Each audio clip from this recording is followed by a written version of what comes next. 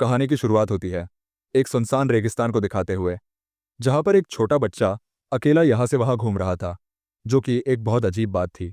और उससे भी ज्यादा डरावनी और खौफनाक बात तो यह थी कि उस बच्चे के हाथ में एक इंसान की उंगली थी, जिसे वो चबा रहा था और उस उंगली को खाने की कोशिश कर रहा था।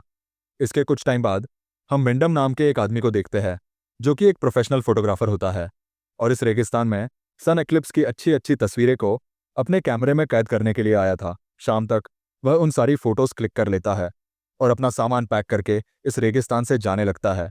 पर वहां से जाते वक्त उसे एक बच्चा रोता हुआ दिखाई देता है, जो कि पेड़ की छांव में बैठा हुआ था। विंडम उसके पास जाता है और उस बच्चे से उसके रोने की वजह पूछता है। तब वो जवाब देते हुए कहता है कि मैं इस जंगल में खो गया हूँ। यह सुनकर विंडम को उस बच्चे पर काफी तरस आता है, इसलिए वो उसके माँ बाप को ढूंढने लगता है। पर इस वीरान रेगिस्तान में उसे दूर दूर तक कोई भी दिखाई नहीं देता। इसलिए विंडम फैसला करता है कि वो इस बच्चे को अपने साथ ले जाएगा। मगर वो बच्चा विजडम से कहता है कि मेरे मम्मी पापा उस क्षेत्र की तरफ गए हैं, और ये कहकर उस डायरेक्शन की तरफ वो जाने लगता है। ना चाहते हुए भी विंडम को इस बच्चे के पीछे जाना पड़ता है। हालांकि वो उस बच्चे को काफी रोकने की कोशिश करता है और उससे कहता है कि वहां कोई भी नहीं है, पर वो बच्चा रुकने का नाम नहीं लेता। उसका पीछा करते करते विंडम भी अब काफी दूर तक रेगिस्तान के अंदर जा चुका था। फिर वो बच्चा अचानक से रुकता है और विंडम से पानी मांगता है। विंडम उसे पीने के लिए पानी देता है और यहाँ वहाँ रेगिस्तान में देखने लगता है, क्योंकि उसे महसूस हो गया था कि वो रेगिस्तान के काफी अंदर आ चुका है और यहाँ से निकलना कैसे वो भी उसे पता नहीं था। वो बच्चा पानी पीते ही विंडम को एक अजीब सी स्माइल देकर यहाँ से भाग जाता है, जैसे कि वो यही चाहता था कि विंडम यहाँ पर आए और फंस जाए। आगे होता भी कुछ ऐसा ही है। विंडम को इस रेगिस्तान से निकलने का रास्ता पता नहीं था, जिस वजह से वो यहाँ पर भटक जाता है और चलते चलते अंधेरा भी हो जाता है। इसके बाद विंडम अपने आप को ठंडी हवाओं से बचाने के लिए एक शेल्टर ढूंढने का फैसला करता है और थोड़ी दूर चलने के बाद ही उसे वहां पर एक घर दिखाई देता है, जिसमें एक लेडी काम कर रही थी। लेकिन वो घर पहाड़ से थोड़ा नीचे था और वहां तक पहुंचने के लिए ऊपर एक सीढ़ी भी लगी हुई थी। विंडो के पास रहने का कोई भी दूसरा ठिकाना तो था नहीं, इसलिए वो सीढ़ी से घर के अंदर चला जाता और घर में जाने के बाद वो उसी लेडी को देखता है, जिसका नाम अलीना था।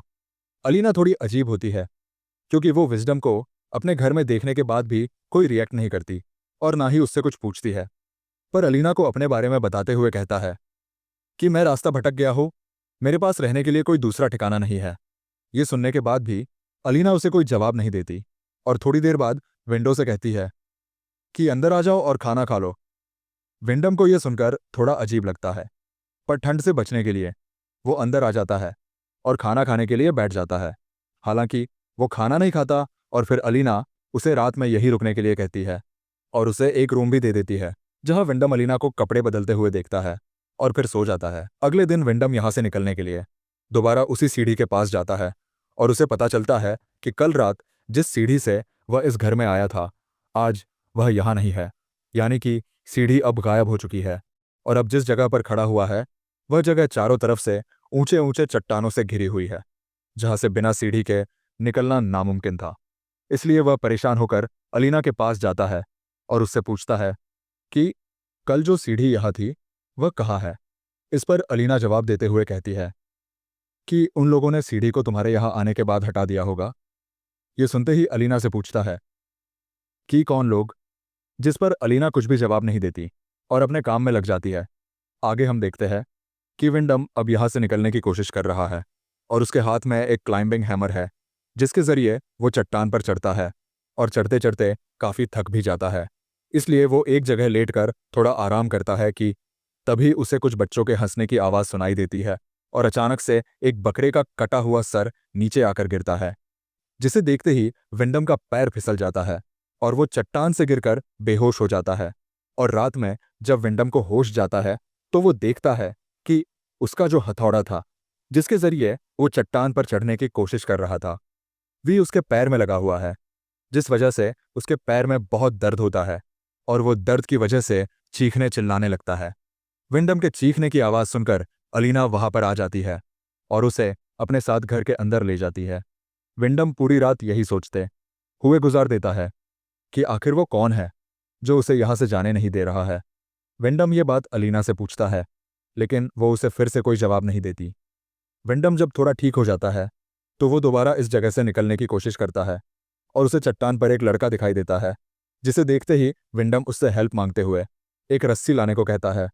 पर वो लड़का विजडम से कहकर चला जाता है कि तुम यहीं रुकना, मैं कुछ ही देर में वापस आऊंगा।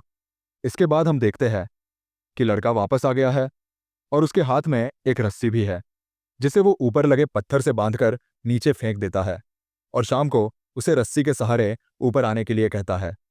वो भी उस रस्सी को अपने पेट पर बांधकर ऊपर चढ़ने की कोशिश करता है। आपको बता दें, अलीना भी यह सब अपने घर की खिड़की से देख रही थी, लेकिन वो इस बार भी चुप रहती और कुछ भी नहीं कहती। इधर विंडम जैसे ही आधे रास्ते पर पहुंचता है तो उसे एहसास होता है कि अब तो वो बच जाएगा, लेकिन यह सिर्फ उसका एक वहम था। दरअसल आधे रास्ते को पार करने के बाद विंडम को बहुत सी अजीब बातों के बारे में पता लगता है। जैसे जब वो आधे रास्ते पर पहुंचता है तो उसे ऊपर बहुत सारे बच्चे बैठे हुए दिखाई देते हैं, जो विंडम को देखकर हंस रहे थे। यहाँ तक कि वो उसके ऊपर टॉयलेट भी कर देते हैं। असल में इन्हीं बच्चों ने विंडम को यहाँ ट्रैप करके रखा था। जैसा कि हमने कहानी की शुरुआत में देखा था कि एक बच्चा विंडम को यहाँ पर लेकर आया था। आपको बता दें, उसने ये सब जानबूझकर किया था, क्योंकि वो अपने दोनों दोस्तों के साथ मिलकर विंडम को ट्रैक करना चाहता था। सौर अब विंडो को यह सच्चाई पता लग चुकी थी, लेकिन वो अभी ऐसी जगह पर लटका हुआ था जहां पर थोड़ी सी भी गलती उसकी जान ले सकती थी।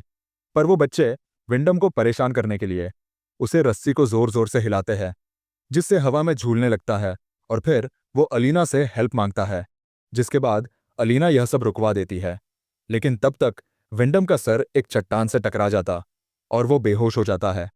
विंडम की अब में लगने लगा था कि वो यहां से कभी भी निकल नहीं पाएगा। साथ ही वो ये भी सोचता है कि हो सकता है कि अलीना को भी इन लोगों ने ऐसे ही फंसाया हो और जब वो यहां से नहीं निकल पाई हो तो उसने इसी जगह को अपना घर बना लिया हो। लेकिन अजीब बात यह थी कि ये बच्चे विंडम और अलीना को मारना नहीं चाहते थे, बल्कि वो उन्हें खाना पीना सब टाइम पर दिया करते थे, लेकिन यहां से जाने नहीं देते थे। अब अगले दिन विंडम वही रेत में सब्जियां उगाने की कोशिश करता है ताकि उन्हें वहां पर रहते हुए खाने की कमी ना हो। तभी चट्टान के ऊपर एक लेपर्ड नाम का लड़का आता है, जो कि उन्हीं बच्चों के ग्रुप में से एक था। विंडम से पूछता है कि आप क्या कर रहे हैं। इस पर विंडम उसे पौधे को उगने के बारे में बताता है। लेब्स विंडम से ये सब सीखने को कहता है। इसी बात का फायदा उठाते हुए विंडम लेब्स को अपना दोस्त बनाने की कोशिश करता है और उसे कहता है कि तुम जब चाहो मैं तुम्हें सिखा सकता हूँ।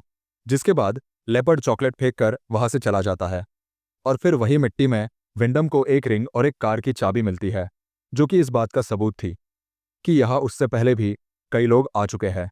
इसके बाद विंडम रात में शराब पीने लगता है और अलीना उसे और ज्यादा पीने से मना करती है, पर विंडम उसे से डांट देता है। जिसके बाद अलीना बिना कपड़ों के ही उसके सामने आ जाती है और चाहते हुए भी विंडम अपने आप को रोक नहीं पाता और दोनों इंटीमेट हो जाते हैं। अब अगले दिन जब विंडम सुबह उठता है तो उसे अपने पौधे टूटे हुए दिखाई देते हैं, जिन्हें ठीक करने में अलीना भी उसकी हेल्प करती है। और थोड़ी देर बाद लेबर्स आकर से बात करने लगता है, जिस पर विंडम उसे कहता है कि मैं तुम्हें इतनी दूर से कुछ नहीं सिखा सकता। अगर तुम मुझे यहां से बाहर निकलते हो तो तुम जो चाहे मैं वो तुम्हें आसानी से सिखा दूंगा। इस पर लेबर्स डरते हुए विंडम से कहता है कि मैं आपको उन सबके होते हुए यहां से नहीं निकाल सकता, पर जब वो लोग यहां नहीं होंगे तो मैं आपको बाहर निकालने की कोशिश करूंगा। इन दोनों की बातें अलीना भी सुन रही थी। इतने में यहाँ पर एक बच्चा भी आ जाता है, जो इन दोनों की बातों को सुन लेता है और वो लेबर्स को गुस्से में यहाँ से ले जाता है। अब रात में खाना खाते वक्त अलीना विंडम से कहती है कि वो उसके बच्चे की माँ बनने वाली है, जिस पर वो गुस्सा होते हुए उसे इन सब का जिम्मेदार ठहराता है और कहता है कि ये सब तुम्हारी गलती की वजह से हुआ है, क्योंकि तुम मेरे सामने बिना कपड़ों के जा गई थी। जिस पर अलीना जवाब देते हुए कहती है कि यह सब हम दोनों की वजह से हुआ है। जिसे सुनने के बाद विंडम चुप हो जाता है और उसी रात हम देखते हैं कि वो सभी बच्चे कुछ रिचुअल कर रहे हैं और बहुत ज्यादा गुस्से में है। अगले दिन जब विंडम सो रहा होता है तो वो अलीना के रोने की आवाज़ सुनकर बाहर आता है और यह देखकर हैरान रह जाता है कि लिप्स की डेड बॉडी तार से बंधी हुई हवा में लटक रही है, जिसे उन्हीं बच्चों ने मारा है, क्योंकि उन्हें पता बल गया था कि वो विंडम की मदद करना चाहता था। इधर अलीना मेरा बेटा कहते हुए बुरी तरह से रो रही होती है और तब हमें पता चलता है कि लेपर्ड अलीना का ही बेटा था। लेकिन कैसे वो आपको आगे पता चलेगा, इसके बाद गुस्से में अलीना विंडम से कहती है कि उसकी वजह से उसका बेटा मार दिया गया और वही उसके बेटे का कातिल है। इतना कहने के बाद वो उसे एक पिंजरे में बंद कर देती है, वो भी 9 महीनों के लिए। यानी कि जब तक अलीना अपने बच्चे को जन्म नहीं दे देती तब तक विंडम को उसमें रहना होगा। उसे पिंजरे में रहते हुए विंडम की हालत जानवरों जैसी हो जाती है।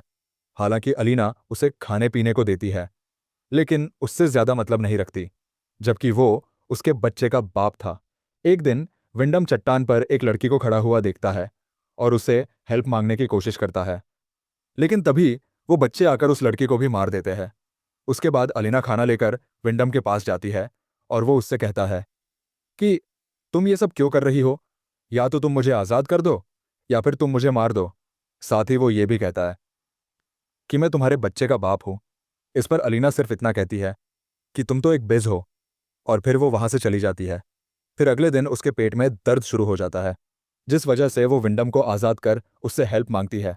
जिसके बाद अलीना को एक बेटी होती है। वो प्यारी सी बेटी को देखने के बाद विंडम सोचता है कि अब वो यहीं पर रहेगा, लेकिन तभी वो बच्चे आकर पीछे से विंडम का गला काट देते हैं, जिससे उसकी मौत हो जाती है। और फिर वो बच्चे अलीना से कहते हैं कि माँ, आपने जो कहा था वो हमने कर दिया। यानी ये सभी बच्चे अलीना के ही थे, और विंडम से पहले भी अलीना ने कई आदमियों के साथ फिजिकल रिलेशन बनाया था और उनसे बच्चे पैदा किए थे। फिर कुछ टाइम के बाद हम अलीना को अपनी बेटी का ध्यान रखते हुए देखते हैं और बाहर अब भी विंडम की लाश पड़ी हुई होती है। इसी के साथ में मूवी खत्म हो जाती है।